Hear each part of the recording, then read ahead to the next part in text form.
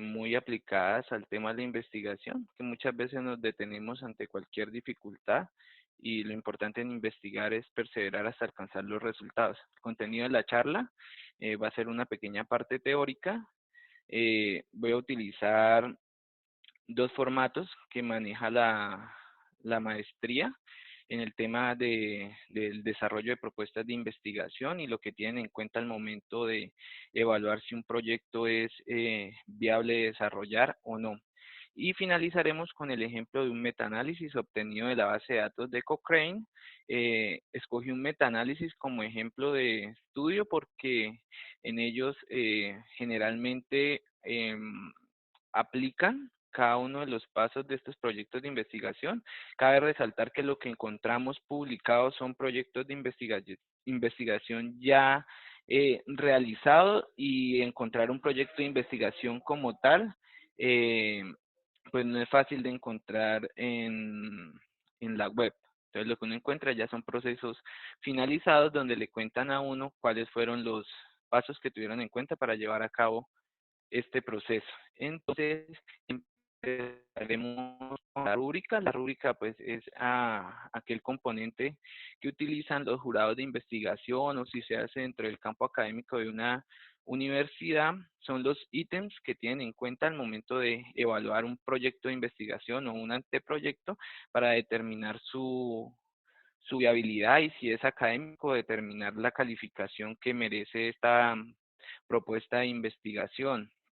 En Colombia se encuentran también los formatos, pues cada institución manejará criterios diferentes, muy similares, pero los tomarán de manera distinta. Uno de los de estos podemos consultar en la página de Colciencias cuando abren las convocatorias. Ellos suben los formatos y los anexos, los cuales uno debe tener en cuenta para aplicar a estas convocatorias y poder obtener finalmente recursos, que es lo que uno busca ante Colciencias y la aprobación de las propuestas. Entonces, toda propuesta de investigación lleva una información general donde se incluye el título del proyecto, quienes están a cargo de ejecutar el proyecto.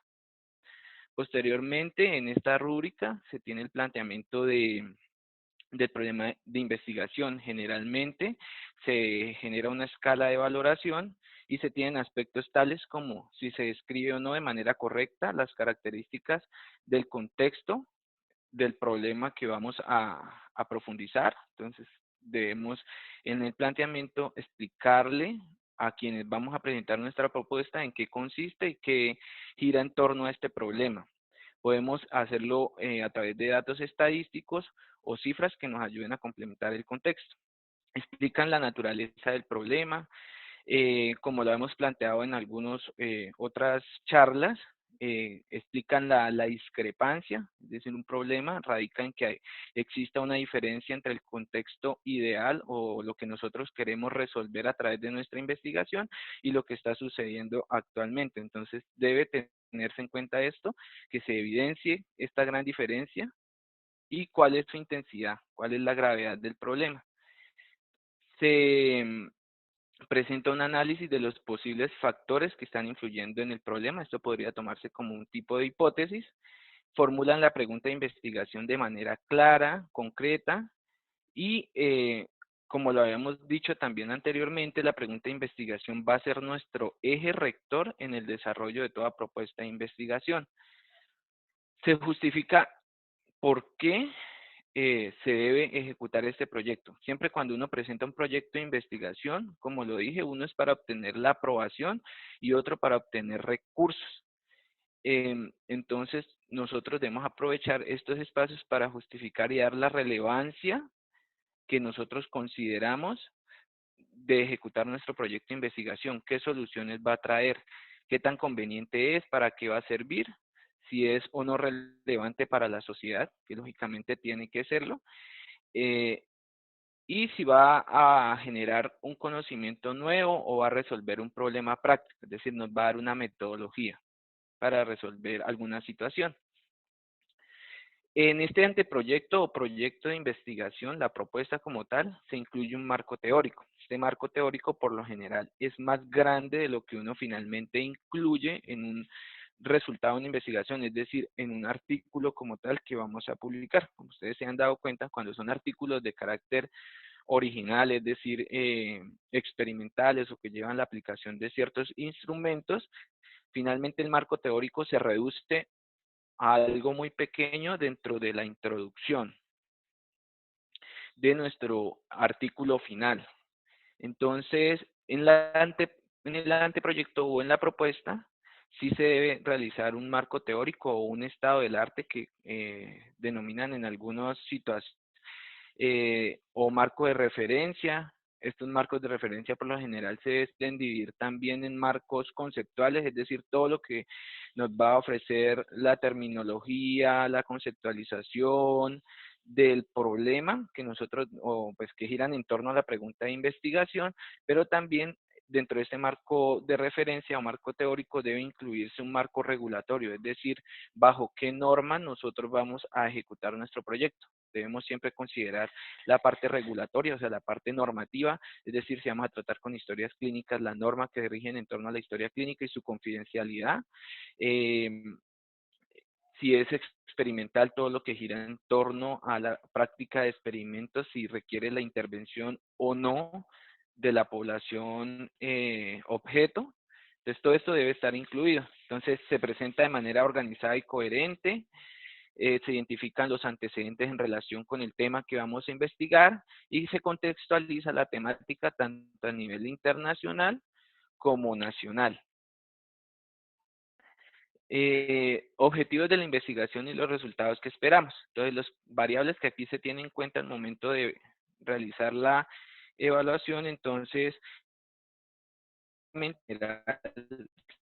se está enunciando, es concreto y coherente la investigación y el título. O sea, todos deben llevar una línea, por lo general, casi que uno lo que hace es aplicar o generar acción al título y este es nuestro objetivo general.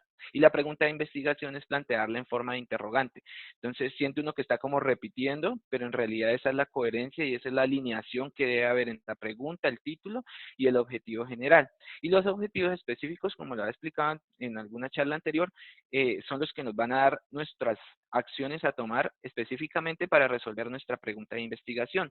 Entonces, como lo menciona aquí, abarcan los diferentes aspectos del problema, se enuncian de forma lógica, los verbos no son confusos, son realistas y se pueden lograr en condiciones de desarrollo del trabajo y el tiempo disponible. ¿Esto qué quiere decir? Si estamos realizando una propuesta de investigación dentro de la universidad, pues lógicamente debe cumplir con los tiempos que se requieren, por ejemplo, para obtener el resultado dentro de la materia que lo estamos ejecutando. O si es para otra entidad, pues el tiempo que nos da esta entidad. Entonces, debemos pensar que lo que nosotros vamos a desarrollar puede realizarse dentro de ese tiempo determinado y no se nos vaya a extender aún más. Y si el estudio lo requiere, llevará una hipótesis si esta está bien formulada y si existe relación o no con los problemas y objeto del estudio. Además, se deben expresar los resultados que nosotros esperamos generar. En un formato en el formato de Colciencias que le menciono, hay unas tablas en las cuales le dicen a uno cuál es el resultado, cuál es el indicador, es decir, nosotros debemos diseñar un indicador para medir ese resultado. Ellos todo lo deben o lo hacen a través de mediciones.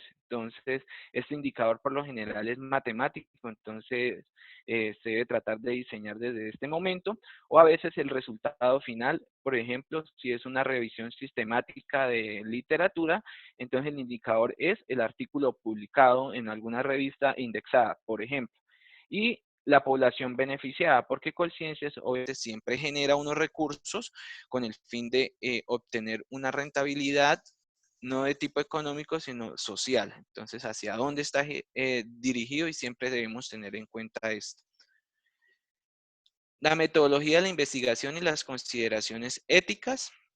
Entonces, pues la metodología se debe explicar claramente el tipo de estudio según el enfoque que nosotros le dimos, si es cualitativo, cuantitativo, la población, los participantes y los criterios para el desarrollo. Estos criterios pueden ser, por ejemplo, si se trata de una revisión sistemática, entonces los criterios de inclusión o de exclusión, lo mismo si se trata de población intervenir, los casos, los controles, quiénes van a recibir y cómo lo van a escoger. Si se trata de pruebas farmacológicas, quiénes van a recibir el placebo, quiénes van a recibir este medicamento o no, y la forma en que se va a definir estas poblaciones, si es aleatoria.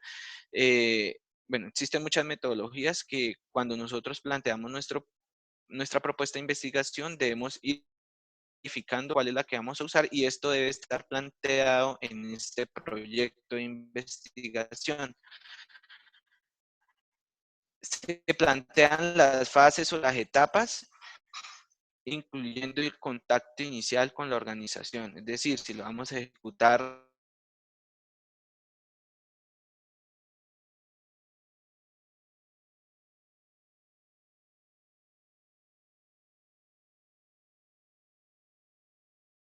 por lo general en este ítem, como lo digo, es obtenido de la Javeriana.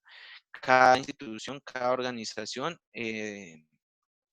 pone como criterios, eh, por lo general cambian el orden o la forma en que lo plantean, pero por lo general siempre es lo mismo. Y por último, que nos califican aquí dentro de este formato es que cumple con las pautas de presentación y las normas, en este caso son APA, pero lógicamente porque este es un trabajo de grado tipo tesis, pero la mayoría de investigaciones que se publican ante las revistas manejan las normas Vancouver, que es las que nosotros como médicos finalmente terminamos conociendo con más profundidad.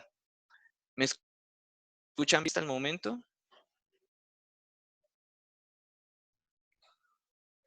Sí, Doc, hasta el momento bien. Listo. Ahora vamos a observar la escala de calificación. Bueno, esta me sirvió. Yo fui evaluador de los protocolos de investigación que se presentaron al CUMIS, que finalmente pues está ahí en stand-by por la situación actual. Entonces, también debemos tener en cuenta este tipo de cosas, porque aunque uno no lo crea, cuando uno inicia una propuesta de investigación, uno piensa que, mejor dicho, es la propuesta que mejor se le pudo haber ocurrido a uno en la vida y eso no tiene pierde y, mejor dicho, lo vamos a lograr y vamos a conseguir muchísimos resultados, pero cuando uno se pone en la tarea como tal de aterrizar la idea, acotarla, empieza uno a tener como ciertas dudas y ciertas interrogantes si realmente es relevante o no la investigación, si vale la pena hacerla o no y si vamos a obtener unos resultados buenos con nuestra investigación. Ningún tema es malo de investigar, solamente es la forma en que lo vamos a ejecutar la que debemos en ocasiones replantear. Entonces, no hay que echarnos para atrás, simplemente hay que tratar de verlo desde otras perspectivas. Por lo general, las escalas nos ayudan a aterrizar un poquito más el tema y saber si estamos haciendo bien la tarea o no.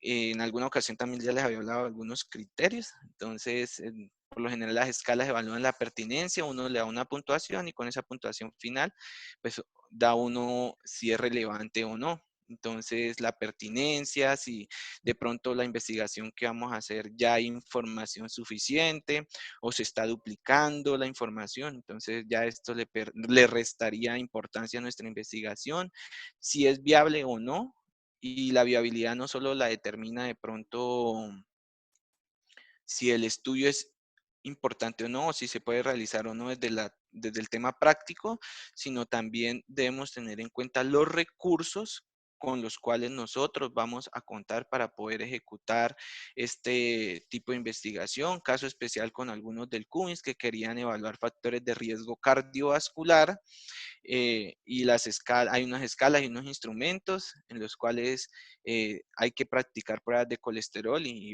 lógicamente si la vamos a realizar, por ejemplo, en el contexto del campamento, obtener estas pruebas, quizás pues este grupo de estudiantes no tenía cómo obtener el recurso para las pruebas, pero pues existe la alternativa que el instrumento se pueda aplicar sin esto. Entonces y esto ya hace el proyecto viable. Si ellos hubiesen propuesto ese mismo planteamiento, teniendo en cuenta que iban a utilizar el criterio de colesterol, pues ya se le hubiese restado viabilidad porque no tenían los recursos para realizar estas pruebas. Si existe aprobación o no, el asentimiento político se relaciona que si la institución permite realizarlo o no, si se puede aplicar o no, si lo que vamos a obtener de resultados son resultados prácticos, es decir, que los podemos llevar a cabo a nuestro ejercicio, bien sea médico, bien sea administrativo, bien sea de política pública. Si la información es urgente o no, aquí aplica muchísimo las investigaciones que se están realizando actualmente en torno al entendimiento de la fisiopatología del COVID-19.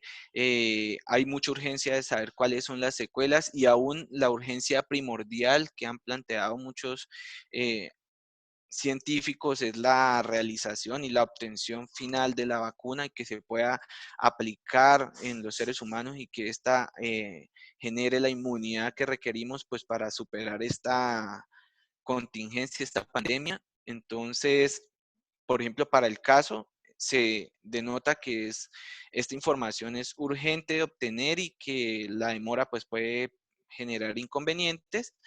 El asentimiento moral es si tiene algún tema de implicancia ética que de pronto nos prohíba, que casi que este sí es, si existe algún inconveniente, se debe desechar la idea y plantear de otra forma. También se debe tener en cuenta, pero con que se me está escapando, los conflictos de interés, es decir, y esto se relaciona más con los recursos. Si los recursos que nosotros estamos obteniendo para el estudio de un nuevo fármaco, una nueva molécula, está patrocinado por una farmacéutica, entonces puede que la farmacéutica no esté influyendo en los resultados, pero de igual manera, si yo pertenezco a esta compañía, debo declararlo como conflicto de interés, pero pues haciendo la salvedad de que se comprometió el investigador a ejecutarlo de la manera más honesta, sin tratar de influenciar los resultados en favor de la compañía, la cual está dando los recursos y para la cual él trabaja. Entonces, toda esta información debe estar consignada. El pecado no es pertenecer a una compañía esta, sino el pecado es la omisión y la pues falta de honestidad en estos procesos de investigación que pues finalmente nos pueden crear problemas graves. Ya continuando, entonces vamos a abordar el ejemplo del metaanálisis. ¿Me confirman si ven la imagen, la presentación?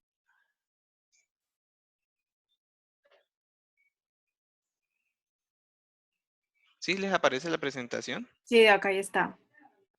Listo, entonces el metaanálisis fue obtenido como les dije en un inicio, de la base de datos de Cochrane. Es un artículo publicado este año. Em, pues su título se relaciona con la aspirina, el uso de la aspirina o la heparina o ambos para mejorar los resultados del embarazo en mujeres que presentan persistencia de anticuerpos antifosfolípidos y recurrentes pérdidas del embarazo. Esta es una revisión sistemática, los metaanálisis, como en alguna ocasión y a modo de recorderis, eh, realizan la búsqueda de artículos publicados con características similares, con gran relevancia, lo más grande que podamos obtener, que cumplan con ciertos criterios de inclusión y exclusión en cuanto al uso de la metodología de la población intervenida, con el fin de evaluar estos resultados, se hacen unos análisis y con estos análisis se establecen unas recomendaciones de práctica clínica para tomar mejores decisiones en relación con el objetivo del estudio. Entonces, en este caso, la idea es que van a evaluar si el uso individual de la aspirina o la heparina o si su uso combinado trae mejores resultados para las mujeres que tienen estos anticuerpos. Entonces, pues por términos de tiempo, solamente voy a hacer uso del abstract de este metaanálisis. Ellos, en el resumen, establecen los objetivos, los métodos, cuáles fueron los criterios de selección, cómo recogieron los análisis. Luego les comparto como tal el documento general, donde especifican más, y esto nos puede servir de guía para nosotros, por ejemplo, aunque no se trate del mismo tema, los metaanálisis son muy útiles para que nosotros los tengamos como herramienta cuando vamos o queremos establecer principalmente la metodología. Ellos son muy claros con los métodos que van a utilizar, el tipo de estudios, y estos son un buen ejemplo para cuando nosotros estemos empezando. Hay muchísimos tipos de estudio, cada vez como que se inventan más, pero bueno, eh, dependiendo de la investigación que nosotros vamos a ir realizando, y pues esa es nuestra tarea, ir mejorando nuestros conceptos en investigación y poderlos llevar a la práctica. Entonces, en cuanto a los antecedentes, la aspirina y la heparina se han usado ampliamente como estrategia para prevenir el alto riesgo de pérdida durante el embarazo en las mujeres que tienen anticuerpos antifosfolípidos. Eh, esta revisión buscaba reemplazar una revisión anterior y que ya se encontraba desactualizada, donde se evaluaban las terapias potenciales para prevenir la pérdida del embarazo en estas mujeres. eh, y pues basándose en la revisión más actual disponible, llevarlo a la práctica clínica actual. Entonces, esta es la importancia de los metaanálisis. En Colombia, el Ministerio de Salud realiza las guías de práctica clínica y los protocolos, aunque lógicamente, igual que las normas, van muy atrasados en cuanto a la información disponible, y lamentablemente a partir de estas guías y protocolos es que se van realizando las políticas y demás. Entonces, pues todo esto es tarea del ministerio, pero finalmente no se lleva a cabo. Estas guías de práctica clínica también son muy explicativas en cuanto a las metodologías y los grados de recomendación que dan respecto a si usar o no determinada acción en cuanto a la práctica médica. Los objetivos, entonces aquí plantean un objetivo. La idea es evaluar los efectos de la aspirina o la heparina o ambos para mejorar los resultados del embarazo en mujeres con persistencias. Ahí aclaran que sea en 2 ocasiones, no importa si son en 2 ocasiones que sean separadas, de anticuerpos antifosfolípidos, es decir, que hayan tenido 2 embarazos y que en estos 2 embarazos haya habido elevación de los anticuerpos antifosfolípidos, ya sea del tipo lúpico o anticardiolipina o antibeta 2 glicoproteína o la combinación de estos. O sea, ahí en este objetivo nos están de una vez informando qué es lo que ellos van a tener en cuenta para escoger la población. Pues como tal ellos no van a intervenir población, pero en la búsqueda de los estudios publicados, ellos revisarán que la población que ellos usaron cumpla con estos criterios. Además, que tengan una recurrente pérdida de embarazo, es decir, que hayan perdido en 2 ocasiones un embarazo, no importa si no fueron consecutivos. Los métodos de búsqueda, entonces ellos realizaron la búsqueda en los registros de Cochrane, en una página de clinicaltrials.gov, que es una página de estudios clínicos, la plataforma de registro internacional de ensayos clínicos de la OMS, listas de estudios recuperados, y en ocasiones cuando no obtenían la información completa, porque como les dije, cuando uno hace la publicación de los estudios, por lo general uno se limita a hacer lo más práctico posible y a ofrecer más que la información metodológica, es los resultados para la práctica, y hacer menos densos, y además que se limitan en las revistas al número de páginas y palabras que uno puede incluir en su publicación. Entonces ellos lo que hicieron fue ir más allá y contactaron los autores de estos documentos. Eh, Para los criterios de selección, ellos tuvieron en cuenta varios tipos de estudios. incluyeron ensayos controlados aleatorios, que son aquellos en los que la muestra se realiza de forma totalmente al azar, sin tener en cuenta ningún tipo de criterio más que los de inclusión y los de exclusión, para seleccionar las mujeres que recibieron la heparina, la aspirina o ambas. Entonces ellos en los ensayos clínicos aleatorios no intervienen nada en qué población van a utilizar el medicamento. Hicieron uso también de ensayos aleatorios grupales y ensayos controlados cuasi aleatorios.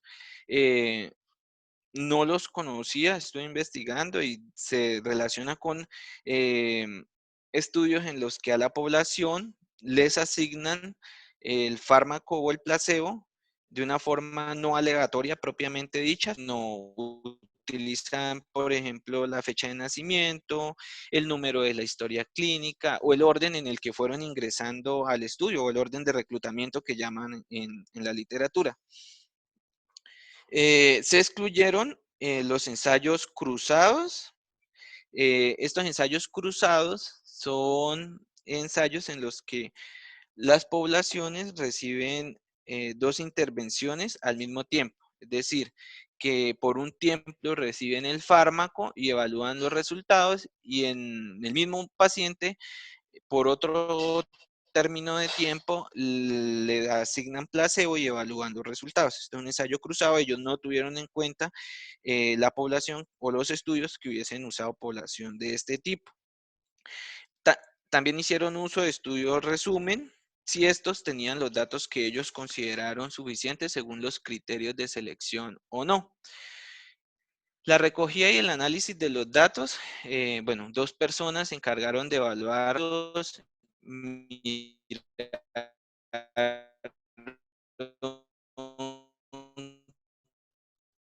que tuvieran criterios de sesgo.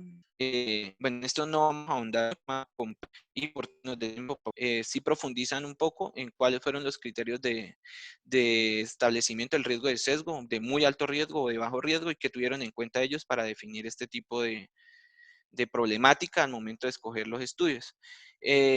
Y otros dos revisores extrajeron los datos de forma independiente, verificaron que fueran exactos y se evaluó la certeza de la evidencia utilizando el enfoque GRADE. La mayoría de guías de práctica clínica en Colombia utilizan este enfoque, entonces uno evalúa el nivel de evidencia y el otro la fuerza que se relaciona con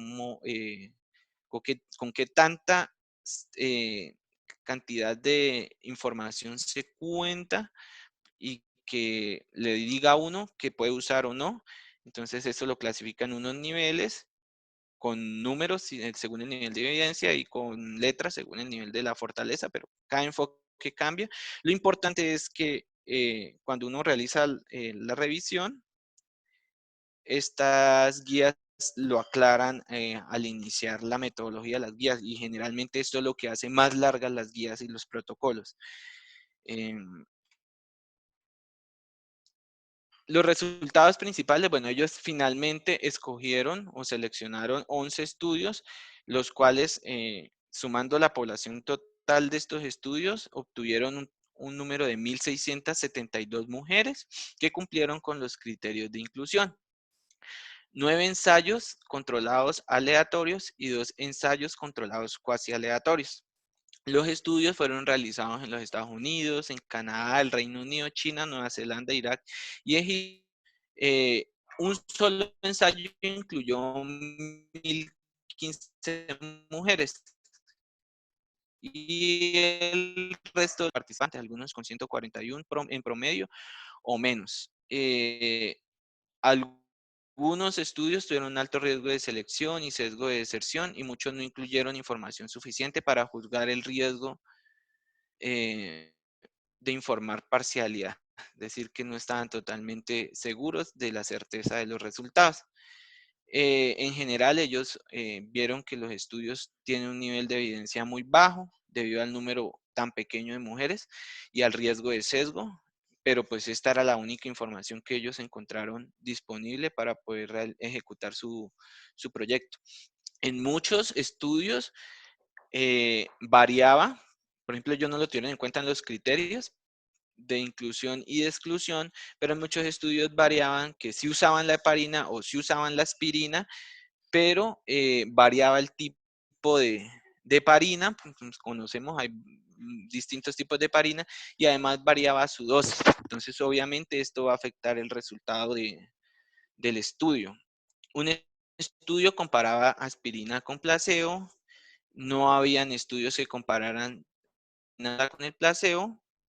En fin, encontraron muchísimos problemas en cuanto a la información disponible y una de las conclusiones que ellos obtuvieron de este resultado es que aún falta demasiada investigación respecto a este tipo de población y pues al planteamiento del problema.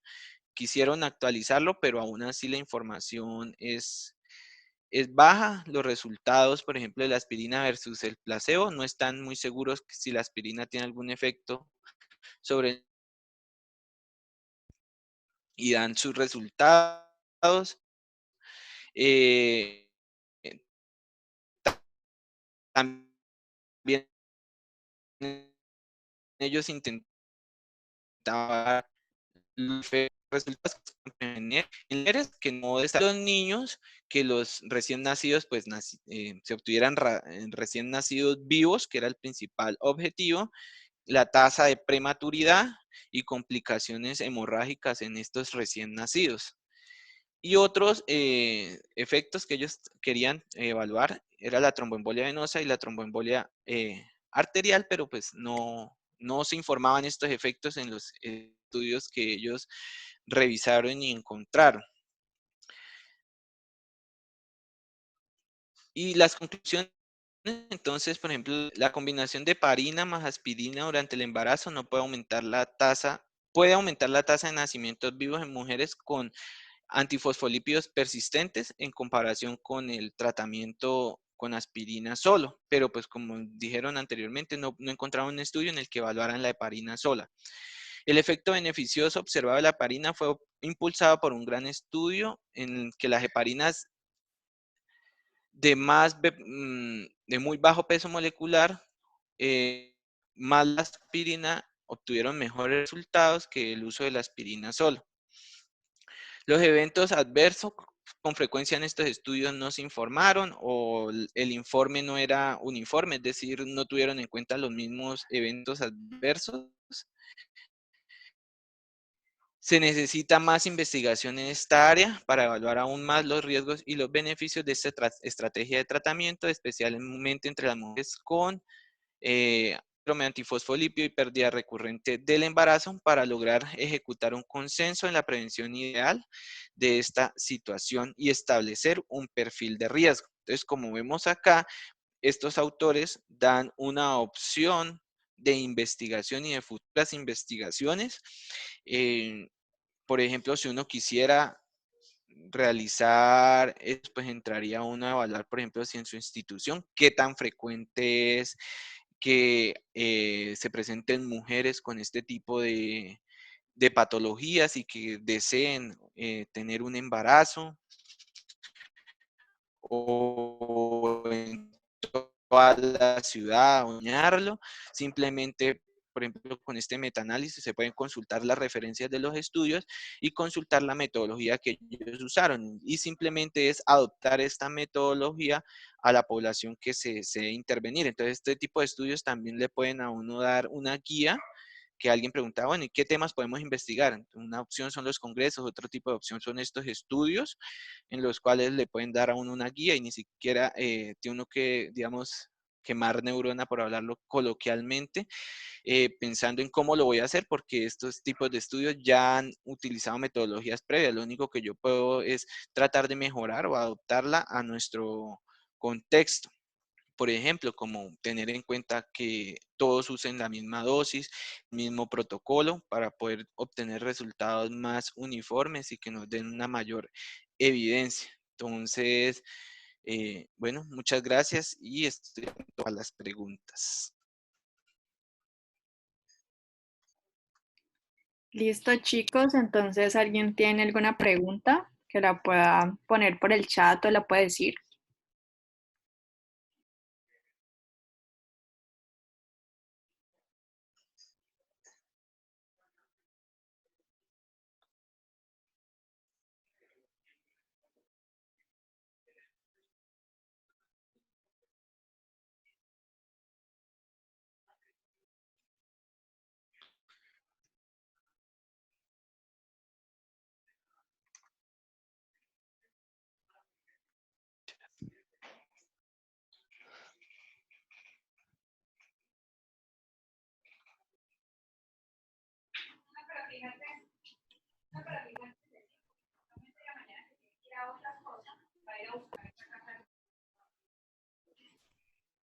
Doc Jefferson Salcedo pregunta que si el factor de bioética al momento de desarrollar el proyecto, ¿qué tanta influencia tiene?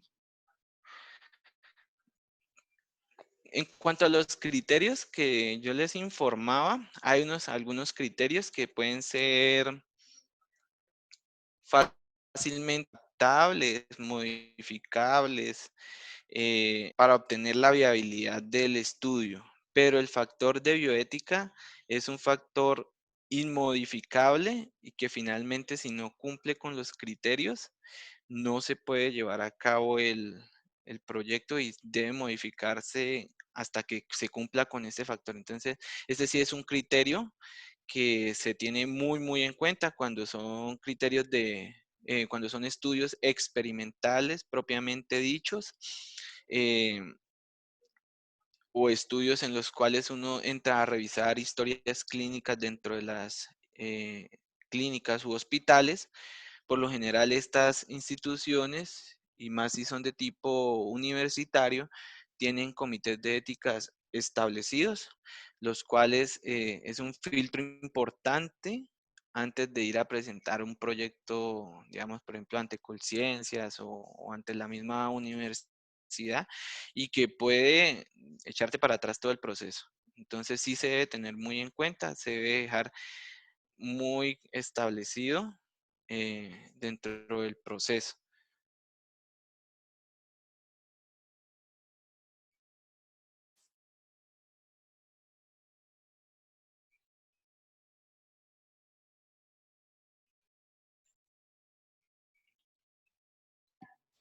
¿Alguna otra pregunta?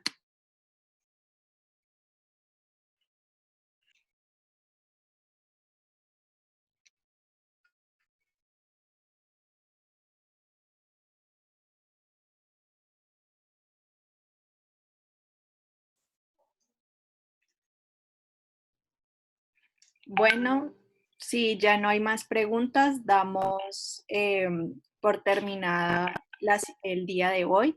Les damos muchas gracias por su asistencia. Doctor, muchísimas gracias por esta gran actividad.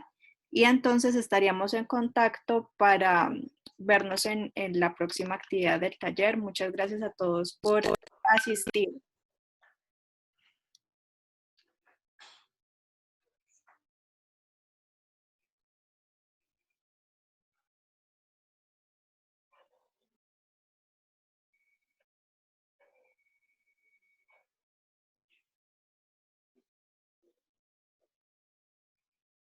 Hola, Jefferson, ¿aún está?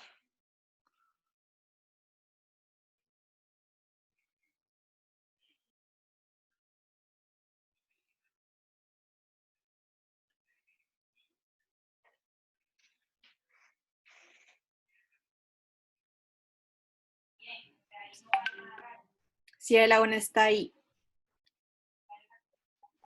Bueno, respecto a su pregunta de cuando es el primero en su clase y por tanto hay muy poca información, no pasa nada, se deja consignada la metodología que se utilizó para la búsqueda, en la cual claramente se evidencia la ausencia de información. Esto le brindaría una justificación aún mayor, aunque el camino a tomar es tratar de generar el conocimiento más general posible, y pues algunos investigadores casi que terminan trabajando toda su vida sobre la misma línea de investigación hasta que llegan a hallazgos muy, muy específicos, y estos autores se vuelven únicos en el desarrollo de este tipo de investigaciones. Y al respecto del tema, siempre uno que consulta eh, toma como referente ese autor. Entonces, el camino a tomar es partir de lo más general y convertirlo, si así lo desea y si es del gusto y de su área, convertirlo en una línea de investigación. Algunos hasta crean sus propios grupos de investigación en las universidades, se asocian con institutos y empiezan a desarrollar investigaciones toda su vida respecto a ese mismo tema de investigación.